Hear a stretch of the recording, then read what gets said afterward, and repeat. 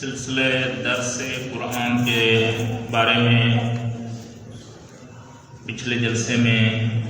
اس باعظمت کتاب کی کچھ خصوصیات آپ کی خدمت میں بیان کی، جس میں جتنے بھی فضائل خود قرآن نے اپنے بیان کیے ہیں وہ ان میں سے کچھ حصہ آپ کی خدمت میں بیان کیا گیا، لیکن پورے قرآن کے فضائل کو یا تو وہ سمجھ سکتا ہے جس کے اوپر نازل ہوا تھا، یا وہ سمجھ سکتے ہیں کہ جن کو جو اس کے وارث ہیں۔ لہذا یہ اپنی جگہ پر ایک بحث ہے کہ کیا ہم قرآن کو سمجھ بھی سکتے ہیں یا نہیں سمجھتے، یا فقط قرآن کو وہ سمجھ سکتے ہیں منقوط باتیں کہ جن کو خطاب کیا گیا تھا، اور ظاہر ہے کہ خطاب کس کو ہوا تھا؟ پیغمبر رحمت صلی اللہ علیہ وآلہ وسلم اور ان کی فطرت طاہرہ۔ گزشتہ جلسے میں یہ بھی بیان ہوا تھا کہ پیغمبر اکرم صلی اللہ علیہ وآلہ وسلم نے جب یہ حدیث ثقلین ارشاد فرمائی تھی تو اپنی دونوں انگلیوں سے اس طرح سے اشارہ فرمایا تھا کہ انی تارک فیکم الثقلین، اور آخر میں جو الفاظ تھے فإنہما لن یفترقا حتی یرد علی الحوض،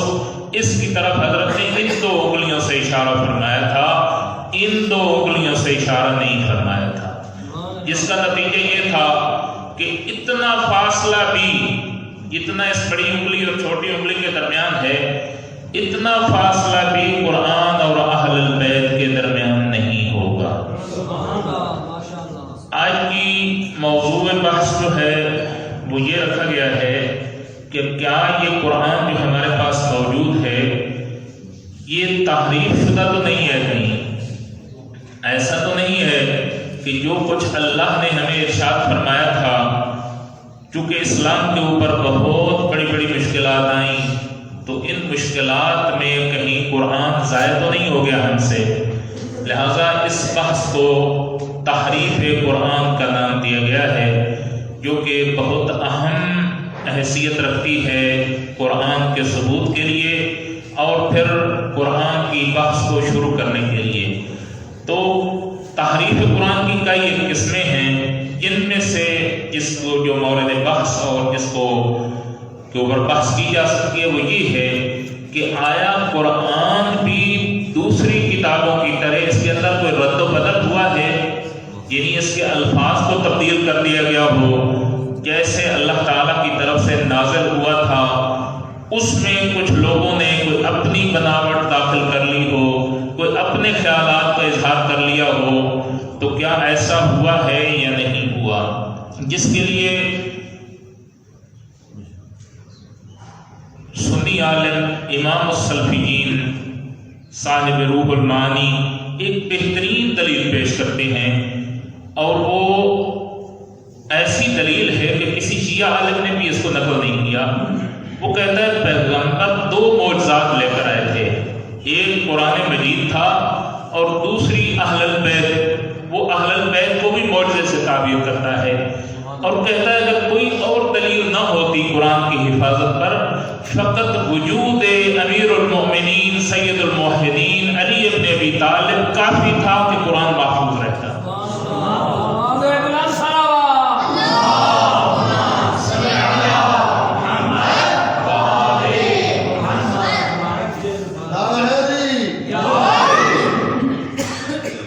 چونکہ حضرت امیر المؤمنین کو پیغمبر اکرم صلی اللہ علیہ وآلہ وسلم نے وصیت فرمائی تھی کہ یہ قرآن میرے سرحانے میں موجود ہے، آپ نے سب سے پہلے جو کام کرنا ہے میری رحلت کے بعد وہ قرآن کو محفوظ کرنا ہے۔ تو ایک تو یہ دلیل ہے کہ حضرت امیر المؤمنین علیہ السلام نے فرمایا کہ بعد از رحلت پیغمبر میں نے اپنی ابا اپنے کندھوں پر نہیں رکھی یہاں تک کہ میں نے قرآن کو جمع نہ کر لیا، یعنی ابا کا پہننا یہ کنایا ہوتا تھا عربوں میں اس بات سے کہ جب بھی وہ گھر سے باہر جاتے تھے تو اپنی ابا پہن کر جاتے تھے، حضرت ام المؤمنین فرماتے ہیں کہ میں بعد از پیغمبر اتنا بھی باہر نہیں نکلا کہ اپنی عبا پہن کر میں کسی کام کے لیے جاؤں، یہاں تک کہ میں نے سب سے پہلے جو محفوظ کیا ہے وہ قرآن کو محفوظ کیا ہے۔ دوسری دلیل جو اس کے اوپر بیان کی گئی وہ ہے خود قرآن کے اندر ذکر ہے،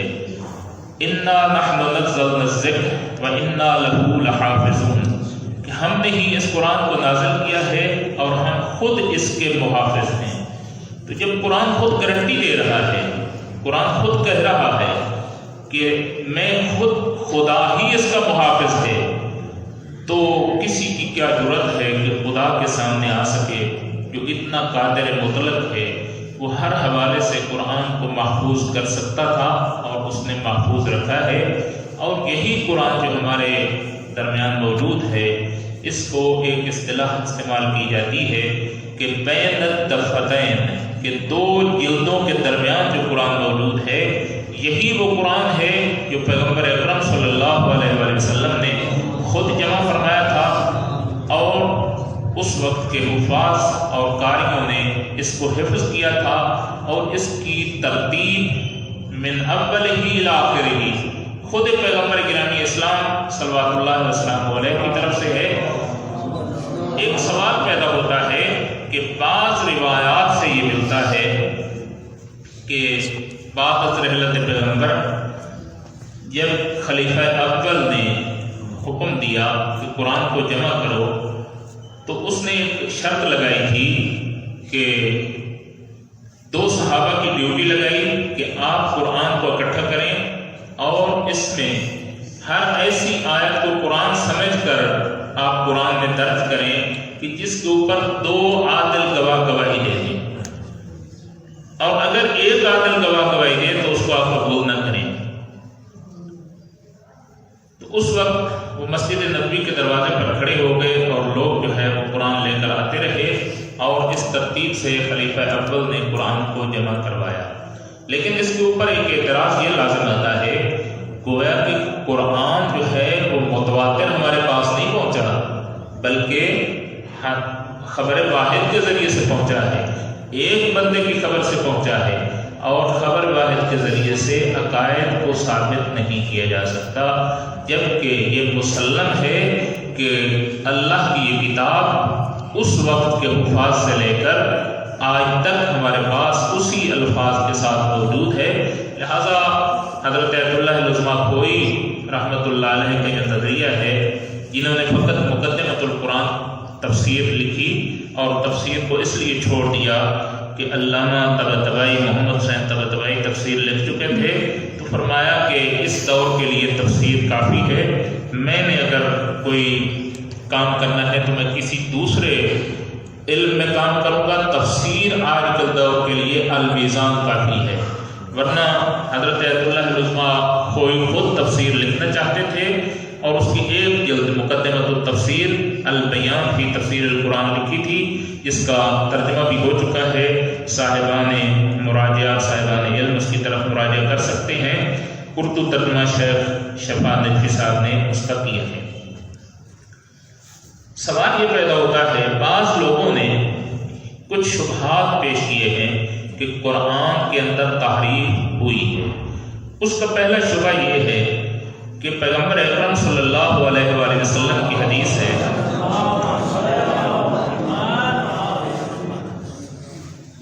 كلما كان في الأمم السابقة فإنه يكون في هذه الأمة مثله حسب النعل بالنعل والقزة بالقزة، کہ گزشتہ امتوں میں جو واقعات رونما ہوئے تھے وہ اس امت میں بھی رونما ہوں گے، بالکل ویسے کے ویسے ہوں گے جیسا کہ گزشتہ امتوں میں واقع ہوئے تھے۔ تو اس حدیث کا نتیجہ یہ نکلتا ہے کہ تورات اور انجیل میں تحریف ہوئی، لوگوں نے اپنی مرضی کے مسائل اس میں داخل کیے، تو اس کا نتیجہ یہ ہے کہ قرآن میں بھی ہونا چاہیے۔ کیوں؟ کیونکہ پیغمبر کی حدیث ہے، اور پیغمبر کی حدیث نعوذ باللہ جھوٹی ہو نہیں سکتی، تو اس کا نتیجہ یہ ہے کہ قرآن میں بھی تحریف واقع ہوئی ہے۔ تو اس کا جواب حضرت آیت اللہ لزما کھوئی یوں بیان فرماتے ہیں کہ پہلے نمبر پر ہم نے ایک معیار قرار دیا ہے، اور اس میں یار کو ہم نے قرار نہیں دیا، حضرت صادق آل محمد نے قرار دیا۔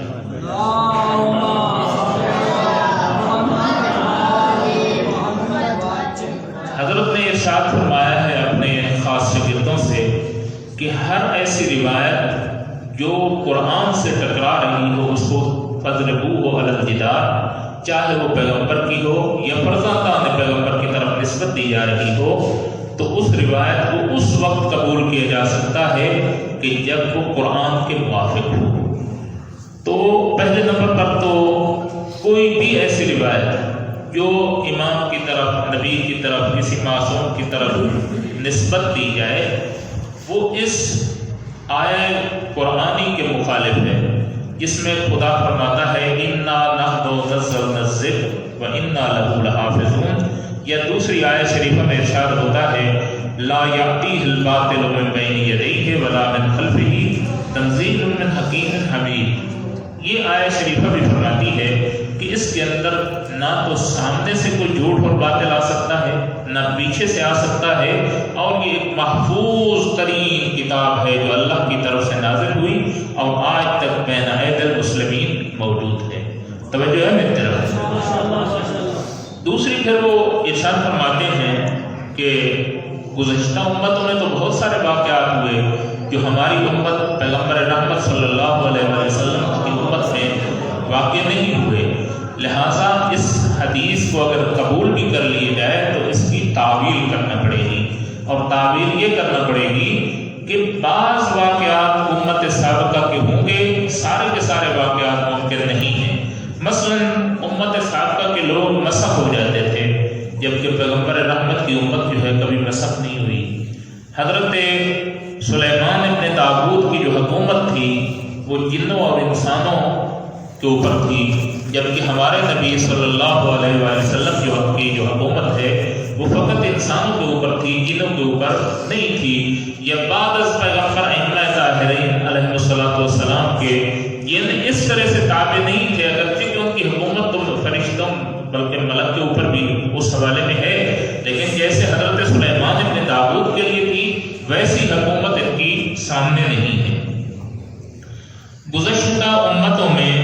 مثلا حضرت عیسیٰ علیہ نبینا علیہ السلام معجزتاً پیدا ہوئے اور پھر اللہ تعالیٰ کے حکم سے آسمان پر اٹھا لیے گئے اور آج تک آسمان پر زندہ ہیں، جبکہ پیغمبر رحمت کی امت میں کوئی ایسا فرق نہیں ہے کہ جس کو آسمان پر اٹھایا گیا ہو اور آسمانوں کے اوپر وہ موجود ہو۔ اگر اس کی مشابہت حضرت صاحب الزمان علیہ السلام کے ساتھ ہے تو حضرت تو ہمارے درمیان موجود ہیں، یہ نہیں ہے کہ حضرت کو کہیں پر اٹھا لیا گیا ہے، یہ ہماری آنکھوں پر پڑتا ہے کہ ہم ان کو پہچان نہیں سکتے، اور جب حضرت کا ظہور پر نور ہوگا تو لوگ کہیں گے اس شخص کو تو ہم کئی دفعہ دیکھ چکے ہیں، حج پہ دیکھا تھا، زیارات پہ دیکھا تھا، حرم امام حسین میں دیکھا تھا، فلاں مقام پہ دیکھا تھا، فلاں مقام پہ دیکھا تھا، یہ تو ہمارے درمیان موجود تھے لیکن ہمیں معرفت نہیں تھی کہ امام کون ہے۔ لہٰذا یہ نہیں کہا جا سکتا کہ حضرت صاحب الزمان بھی حضرت عیسیٰ کی طرح جو ہیں وہ ان کو آسمانوں پہ اٹھا لیا گیا ہے۔ ایک اور واقعہ جو مثلا گزشتہ امتوں میں فرعون غرق ہوا تھا اور فرعون کے ساتھی جو ہیں وہ دریا نیل میں غرق ہو گئے تھے، لیکن پیغمبر رحمت کے فرعین اور ان کو نہ ماننے والے کوئی بھی اس طرح سے عذاب میں مبتلا نہیں ہوا، فقط ایک شخص عذاب میں مبتلا ہوا ہے اور اس نے بھی خود طلب عذاب کیا تھا۔ اذا سأل سائل بعذاب واقع، تو وہ شخص جو ہے حضرت امیر المومنین کی ولایت کے اعلان کے بعد اس نے خود یہ مانگا تھا کہ اگر یہ حق ہے تو میرے اوپر عذاب نازل کرو، تو اس وقت یہ اس کے اوپر پتھر نازل ہوا اور غرق ہوا، ورنہ اللہ تعالیٰ نے پیغمبر رحمت کی وجہ سے کسی کو عذاب میں تبدیل نہیں کیا۔ لہذا ایک بات تو یہ کہ گزشتہ امتوں کے ساتھ مقایسہ کرنا یہ صحیح نہیں ہے، اور قرآن جو ہے محفوظ ہے، مسنون ہے، اور اللہ تعالیٰ کی حکمت کاملہ سے یہ موجود ہے۔ دوسرا شبہ یہ ہے کہ چونکہ اس کو یہ مذہب شیعہ کے متعلق آپ کو جواب دیا جا رہا ہے، البتہ اہل سنت بھی اپنے مقام پر جواب رکھتے ہیں۔ ہمارے شیعہ کی طرف سے یہ اعتراض کیا جاتا کہ چونکہ قرآن کو خلفائے ثلاثہ نے جمع کیا ہے، یعنی عام طور پر جو مشہور ہے خلیفہ اول نے جمع کیا یا پھر خلیفہ سوم نے جمع کیا، یہ مشہور روایات یہی ہے کہ جمع القرآن جو واقع ہوئی ہے وہ ان دو خلفاء کے توسط سے ہوئی ہے۔ تو ہم چونکہ ان خلفاء کو نہیں مانتے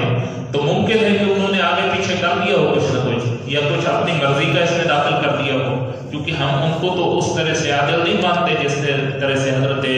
امیر المومنین علیہ السلام کو ہم عادل مانتے ہیں۔ لہٰذا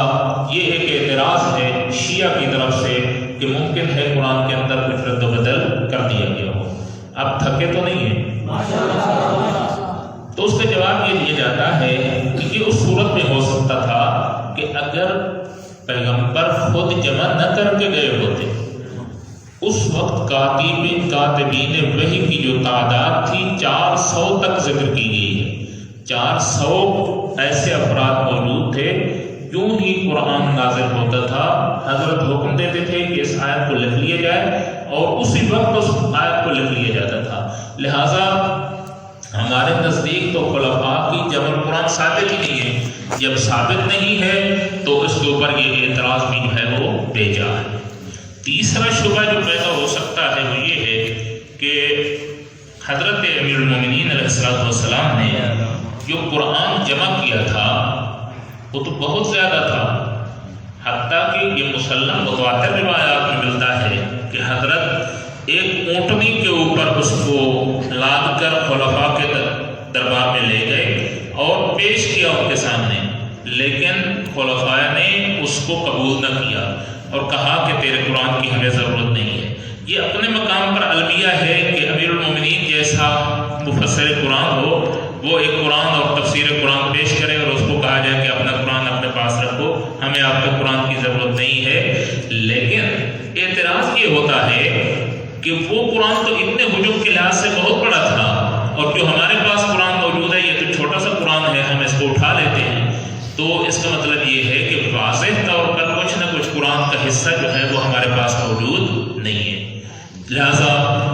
قرآن جو ہے وہ تحریف ہو گیا ہے، وہ پورا قرآن ہم تک نہیں پہنچا۔ تو اس کا جواب واضح ہے کہ حضرت امیر المومنین علیہ السلام نے جو قرآن جمع کیا تھا وہ قرآن کی تفسیر تھی، خود قرآن نہیں تھا، یعنی ہر آیت کے شان نزول بھی حضرت نے لکھا تھا اور اس کی تفسیر و تعویل بھی لکھی تھی، اور وہ ایک بہت بڑا علمی خزانہ تھا جس کو خلفاء کے سامنے پیش کیا اور اس کو انہوں نے قبول نہ کیا، اور وہ میراث نبوت اور میراث امامت میں قرار پایا، اور آج کل وہ حضرت صاحب الزمان کے پاس موجود ہے۔ اور حضرت جب تشریف لائیں گے تو اپنے آبائے طاہرین کا علم بھی اس میں موجود ہوگا، اور خود حضرت ولی اللہ اعظم اس کے اندر جو تفسیر کے نکات بیان کریں گے وہ بھی موجود ہوں گے، اور دنیا اس سے استفادہ کرے گی، اور علمی ترقی اتنی ہوگی کہ 99% لوگ جو ہیں وہ اس سے استفادہ کریں گے۔ اب تک جو استفادہ ہو رہا ہے شاید 1% قرآن سے استفادہ کیا جا رہا ہے، اور جتنی ٹیکنالوجی جدید آ رہی ہے وہ سب کے سب کہتے ہیں کہ ہم نے قرآن سے استفادہ کیا ہے۔ لہٰذا ان 3 شبہات کا جواب دینے کے بعد ایک اور دلیل جو یہاں پر موجود ہے وہ یہ ہے کہ اس زمانے کے عرب بلاغت کے دل دادا تھے، فصاحت و بلاغت کے پیچھے دوڑتے تھے، حتیٰ کہ اس زمانے کے پیغمبر رحمت صلی اللہ علیہ وسلم نے اعلان بعثت سے پہلے عرب جاہل شعراء نے جو شاعری کی تھی وہ بھی لوگوں نے حفظ کر لی تھی، اور قرآن نے ان تمام بلاغات کو کیا کر دیا تھا؟ مات کر دیا تھا، قرآن اس کے اوپر غالب آ گیا تھا۔ تو قرآن کی بلاغت کے پیچھے بھی لوگ دوڑے، مسلمان بھی دوڑے، کفار بھی دوڑے۔ مسلمانوں نے اس کو برکت کے لیے حفظ کیا، اور کفار نے اس لیے حفظ کیا کہ ہم اس کا جواب دے سکیں گے۔ تو یہ فقط مسلمان اس کے حافظ نہیں تھے، اس وقت کے کفار بھی اس کو حفظ کر چکے تھے،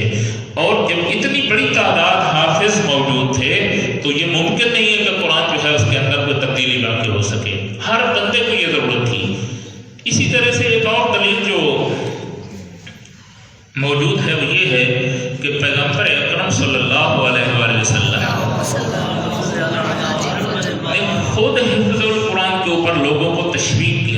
شوق دلایا تھا.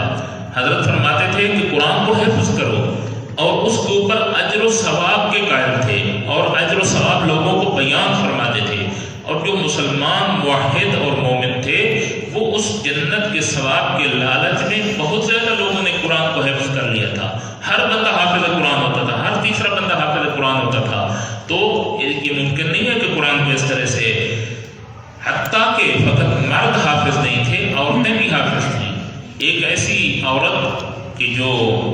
جس کا نام ام برقہ بنت عبداللہ ابن حارث ہے، یہ ایسی باعظمت خاتون ہے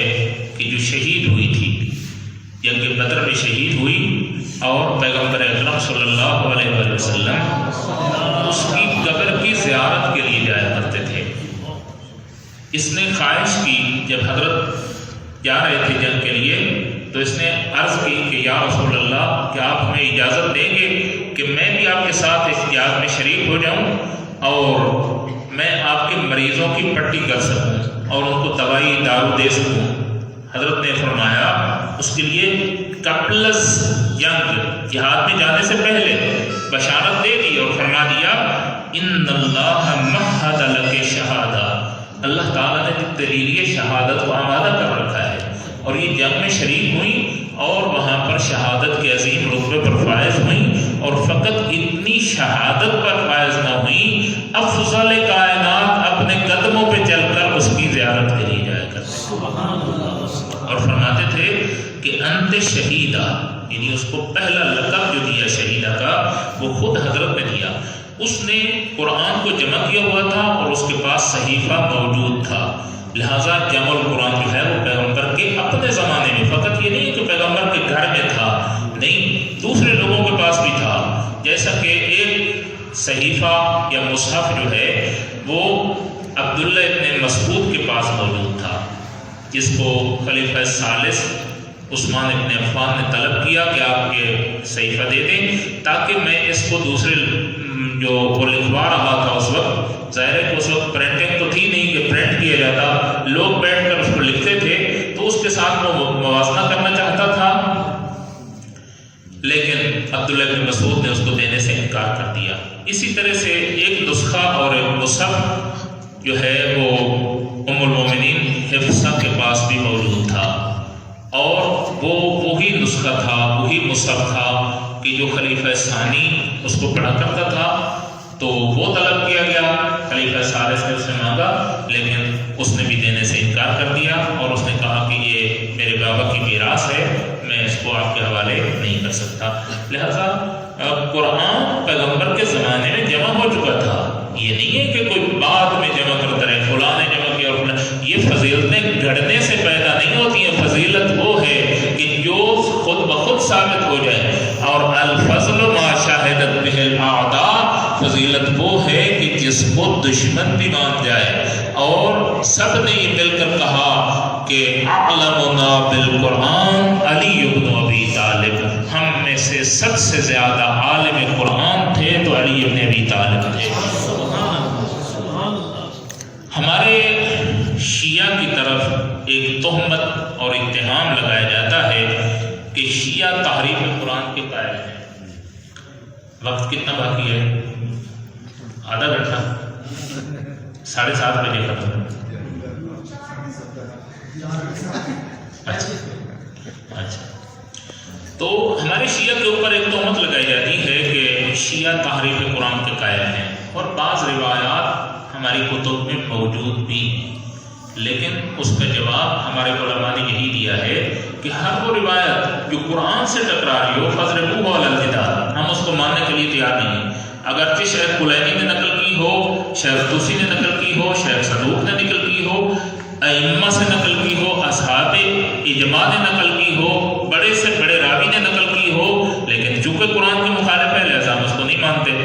اور شیعت اتنی مظلوم تاریخ رکھتی ہے کہ کتنے لوگوں نے شیعت کے اوپر ظلم کرتے ہوئے ایسی ایسی حدیثیں گھڑ کر ہماری کتابوں میں ڈال دی. اور ہماری جو کتب اربع ہیں ہم اس کے لیے صحاح الکتب الاربع کے قائل نہیں ہیں، جیسا کہ وہ صحاح ستہ کے قائل ہیں کہ ہماری 6 صحیح کتابیں ہیں. ہم اپنی کتابوں کے لیے صحیح ہونے کے قائل نہیں ہیں. ہم ہر روایت کے اوپر بحث کرتے ہیں، اگر وہ موافق قرآن ہے تو لے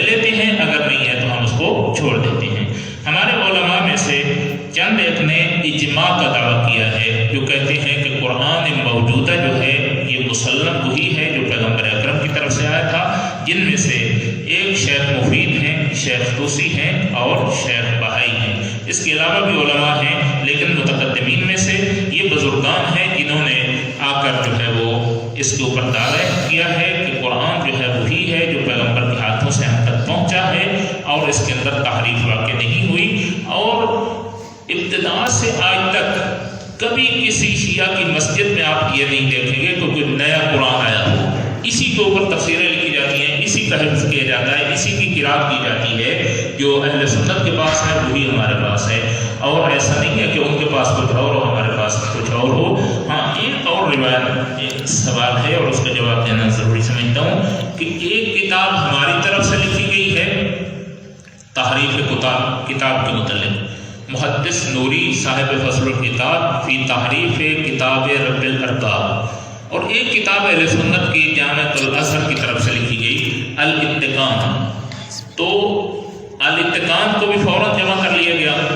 اور اس کا ایک نسخہ بھی اس وقت تک موجود نہیں ہے، الا کسی نے چوری چھپے رکھا ہوا ہو تو وہ ختم ہے۔ اسی طرح فصل الکتاب جب لکھی گئی تو علماء نجف نے اس کے اوپر شدت کے ساتھ اعتراض کیا، کتابیں لکھی گئی اس کے خلاف، اور کہا کہ یہ آپ کا ذاتی نظریہ ہو سکتا ہے، مذہب شیعہ کی ترجمانی نہیں ہو سکتی، جس کا انہوں نے جواب دیا۔ محدث نوری ایک بہت بڑے متقی شخصیت تھے، انہوں نے کہا میرا مقصد یہ تھا کہ میں یہ ثابت کروں کہ اس قرآن میں تحریف نہیں ہوئی۔ پھر انہوں نے ایک مقالہ لکھا جس میں یہ کہا کہ میں یہ کہنا چاہتا تھا کہ تحریف واقع نہیں ہوئی، لیکن میں کتاب کا نام ایسا رکھ بیٹھا ہوں کہ جس سے یہ شبہ ہوتا ہے کہ تحریف واقع ہوئی ہے۔ یعنی مجھے لکھنا یہ چاہیے تھا فصل الخطاب فی عدم تحریف کتاب رب الارباب، لیکن میں نے اس کا جو عنوان باندھا ہے وہ یہ ہے فصل الخطاب فی تحریف کتاب رب الارباب۔ لہٰذا میں معذرت خواہ ہوں، انہوں نے معافی بھی مانگی، اور پورے علماء شیعہ آج تک من البدو الی الآن، ابتدا سے آج تک کوئی بھی تحریف قرآن کا قائل نہیں ہے، اور یہ چیز مسلم ہے۔ آخری سوال اور اس کا جواب، کوئی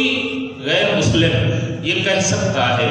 کہ شیعہ نے بھی کتاب لکھی، سنیوں نے بھی کتاب لکھی، لہٰذا ان کے دونوں فرقوں نے یہ مان لیا کہ قرآن کے اندر تحریف ہوئی ہے، تو اس کا ہمارے پاس کیا جواب ہونا چاہیے؟ یہ جواب تو تب ہوتا کہ اگر ہم ان کی کتب کو مان لیتے۔ ہم نے تو ان کے نہ اہل سنت نے اس کو مانا ہے نہ شیعہ نے مانا ہے، جیسا کہ ان کی سیاستہ میں کچھ روایات ہیں ویسے ہی ہماری کتب اربع میں کچھ کتابیں احادیث ہیں، لیکن نہ شیعہ مذہب والے اس کو قبول کرتے ہیں نہ اہل سنت قبول کرتے ہیں۔ تو یہی بین ایدینا جو قرآن ہمارے پاس موجود ہے یہی قیامت تک رہے گا، اور یہی چراغ ہدایت ہے، یہی مینار نور ہے، اور اس سے ہم ہدایت حاصل کرتے رہیں گے۔ وصلی اللہ علی سیدنا و نبینا محمد و آلہ